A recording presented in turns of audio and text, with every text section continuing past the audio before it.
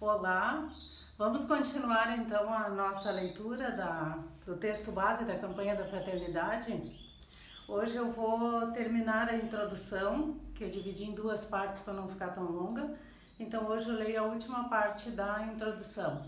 E só lembrando para não esquecermos de compartilhar com as pessoas, né? Quanto mais longe chegar a palavra de Deus, uma leitura boa para as pessoas, ainda mais num período desse que estamos vivendo da pandemia. Quanto mais coisas boas a gente ouvir, mais nos ajuda também a ultrapassar esses momentos difíceis que estamos passando. Agora eu vou cantar a terceira estrofe do hino da campanha da fraternidade e depois eu continuo a leitura. Venham todos vocês, testemunhas, construamos a plena unidade, no diálogo comprometido, com a paz e a fraternidade.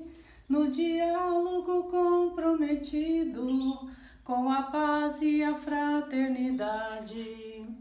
Em nome de Cristo, que é nossa paz, em nome de Cristo, que a vida nos traz, do que estava dividido, unidade Ele faz. Do que estava dividido, unidade Ele faz. A conversão ao diálogo e ao compromisso de amor. Existe em alguns segmentos uma tendência de perceber a conversão a Jesus Cristo como um momento mágico na vida, caracterizado por profunda transformação instantânea no modo de ser e estar no mundo. Embora essas experiências sejam importantes e valiosas, é necessário observar que a conversão é um processo permanente e diário. A conversão nos provoca a pensarmos e repensarmos cotidianamente nossa forma de estar no mundo. Ela nos pergunta sobre como nos envolvemos com as transformações sociais, econômicas, espirituais, ecológicas, individuais e coletivas, a fim de que sejamos cada vez mais coerentes com os ensinamentos de Jesus nos evangelhos. Jesus nunca orientou seus discípulos e discípulas a criarem inimizades e perseguirem outras pessoas em seu nome. As palavras de Jesus sempre foram orientadas para que as pessoas assumissem compromissos em defesa da igualdade e do diálogo. Por exemplo, o texto do Evangelho de Mateus, capítulo 19, versículos 16 a 22, narra a história do jovem rico que desejava saber como herdar a vida eterna. Ao perceber que ele seguia todos os mandamentos, Jesus o desafia a assumir uma nova vida, na qual a partilha dos bens é condição irrenunciável. Ao nos ensinar a partilhar tudo o que somos e temos com os pobres, Jesus revela que a concentração de riquezas não é coerente com a paz, porque toda concentração de riqueza gera desigualdades, conflitos e segregação. Outro exemplo podemos identificar no Evangelho de João, capítulo 8, versículos de 3 a 13, que conta a história da mulher que seria apedrejada porque, segundo seus acusadores, teria sido pega em flagrante adultério. Aqueles homens exigiram a restrita aplicação da lei mosaica.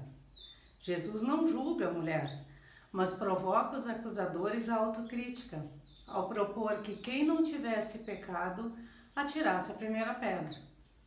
Nenhum dos homens ousou apedrejar a mulher. Com isso também ela teve sua vida transformada e pôde continuar a viver livre de acusações e julgamentos.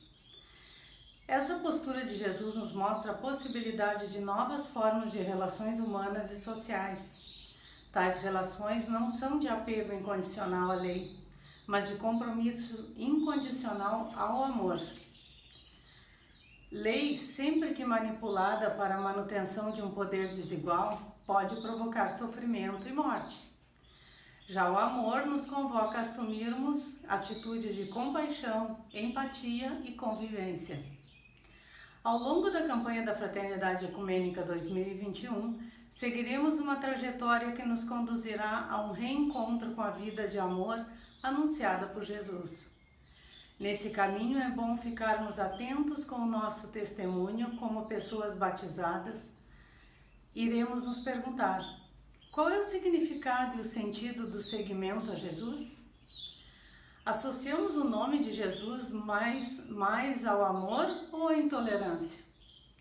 Nossa fé em Jesus Cristo tem contribuído para posturas de acolhida e de compromisso com as pessoas vulneráveis e vulnerabilizadas, pobres, excluídas e de comprometimento em projetos de superação das desigualdades? Quaresma, na tradição cristã, é período de conversão e autorreflexão. São 40 dias dedicados à oração, ao jejum, à partilha do pão e à conversão pela revisão de nossas práticas e posturas diante da vida, do planeta e das pessoas. É a prática da contrição, isto é, o momento de arrependimento dos pecados cometidos e o reconhecimento de que esses pecados são uma ofensa ao Deus Amor. A contrição não tem relação com o medo de ser castigado por Deus, mas é resultado da graça de Deus que nos permite o reconhecimento de nossos pecados e o sincero arrependimento. Deus nos perdoa porque é amor misericordioso. O jejum é parte integrante da espiritualidade quaresmal. Há muitas formas de jejuar, mas o jejum que agrada a Deus é apresentado em Isaías, capítulo 58, versículos de 6 a 8, que nos questiona se jejuar é não desatar os laços provenientes da maldade, desamarrar as correias do jugo, dar liberdade aos que estavam curvados, em suma, que despedaceis todos os jugos? Não é partilhar o teu pão com o faminto? E ainda, os pobres sem abrigo, tu os albergarás. Se vires alguém nu, cobri-lo-ás. Diante daquele que é a tua própria carne, não recusarás. Então a tua luz despontará como a aurora, e o teu restabelecimento se realizará bem depressa. Tua justiça caminhará diante de ti, e a glória do Senhor será a tua retaguarda. A campanha da Fraternidade Ecumênica 2021 quer ser um convite para viver um jejum que agrada a Deus e que conduz à superação de todas as formas de intolerância, racismo, violências e preconceitos. Queremos que nosso arrependimento contribua para assumirmos outras posturas em relação a cada pessoa que encontrarmos ao longo do caminho e que ao longo dos 40 dias da Quaresma nos perguntemos se nossa prática cristã promove a paz ou potencializa o ódio. Esperamos que este seja um tempo que nos ajude a testemunhar e anunciar com a própria vida que Cristo é a nossa paz, adotando comportamentos de acolhida, de diálogo, de não violência e antirracistas. Queremos que a Quaresma nos inquiete com uma paz que lute pela paz. A paz que nos sacode com a urgência do reino. A paz que invade com o vento do Espírito a rotina e o medo, o sossego das praias e a oração de refúgio. A paz das armas rotas na derrota das armas. A paz do pão, da fome e de justiça. A paz da liberdade conquistada. A paz que se faz nossa, sem cercas, sem fronteiras. Que é tanto shalom como salam, perdão, retorno, abraço. Dá-nos a tua paz, Senhor, essa paz marginal que soletra em Belém e agoniza na cruz e triunfa na Páscoa. Para realizar esta caminhada quaresmal, dialogando e comprometidos com uma sociedade mais amorosa e justa, seguiremos os passos dos caminhantes de Emaús, como narra o Evangelho de Lucas, capítulo 24, versículos de 13 a 35. O subtítulo número 2. Redescobrindo Cristo no caminho, a paz do ressuscitado que nos une. Recordemos a história dos discípulos de Emaús. Ambos caminhavam de Jerusalém a Emaús, uma jornada de 11 quilômetros. Conversavam sobre todos os acontecimentos relacionados à condenação e à morte de Jesus, quando um outro peregrino se incorporou à viagem. Seus corações estavam divididos e marcados pela dúvida. Iriam acreditar no relato das mulheres que disseram que viram o túmulo vazio e anunciaram a ressurreição? Ao chegarem ao destino, o peregrino que estava com eles indica que seguiria sua viagem. No entanto, os discípulos o convidam para pernoitar. Fica conosco. Foi ao redor da mesa, quando o estranho partiu o pão e o abençoou, que eles reconheceram que aquele que lhes parecera estranho, na verdade era Jesus. Somente nesse momento eles creram que a ressurreição anunciada pelas mulheres era verdadeira. Decidem por isso voltar de imediato à comunidade de Jerusalém. Com eles aprendemos que o diálogo com Jesus faz o coração arder. E se o coração arde em chamas pela palavra, os pés partem em missão. A campanha da Fraternidade Ecumênica é um dos modos de viver a espiritualidade quaresmal. Ela convida as comunidades de fé a realizarem o caminho de Emaús, que será caracterizado pelas seguintes paradas. Primeira parada, o ver, um convite para conversar sobre os acontecimentos mais recentes que marcam nossa história e observar se as alternativas e saídas que identificamos são opções coerentes com a boa nova do Evangelho. Segunda parada, o julgar. É a possibilidade de, a partir da inspiração bíblica, lançar luzes sobre o contexto vivido por nós. O julgar é quando nossas mentes e corações se abrem. Foi como aconteceu com os discípulos que reconheceram que era Jesus que caminhava com eles. Esse reconhecimento aconteceu apenas quando ele se pôs à mesa com eles, tomou o pão, pronunciou a bênção, partiu e lhes deu.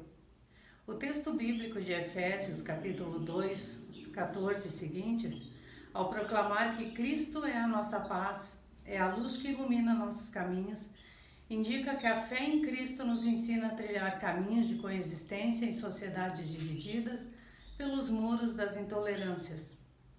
Terceira parada, o agir. A partir das experiências de boas práticas realizadas pelo CONIC, indicaremos exemplos que podem contribuir para derrotar os muros das divisões.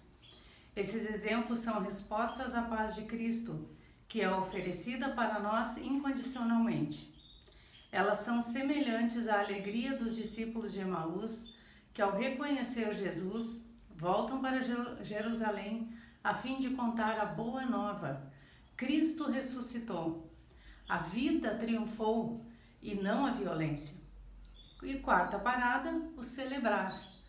O momento de afirmar que a diversidade presente na criação não é negativa, mas é a revelação da imensa e irrestrita amorosidade de Deus para com a humanidade.